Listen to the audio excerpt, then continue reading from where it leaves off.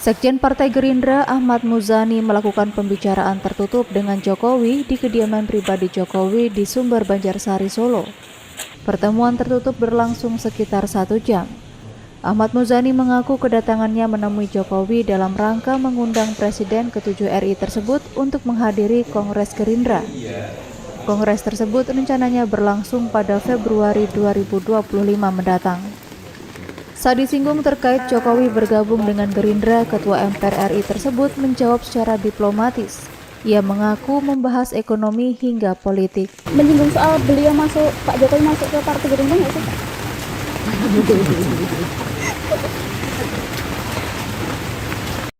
Beliau merasa bahwa masa kepresidenan beliau selama 10 tahun memberikan pengabdian yang cukup maksimal kepada bangsa dan negara, dan beliau minta agar itu dianggap sebagai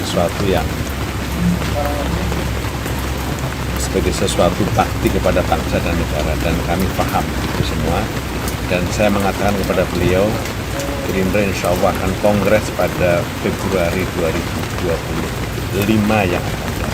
Ya, tadi saya dengan Bapak Ketua MPR, sekaligus Bapak Sekjen Partai Gerindra, berbicara mengenai segala hal, tapi yang ringan-ringan ya, berkaitan dengan ekonomi, berkaitan dengan politik, tapi kita patut bersyukur bahwa kondisi politik dan ekonomi negara kita sangat baik.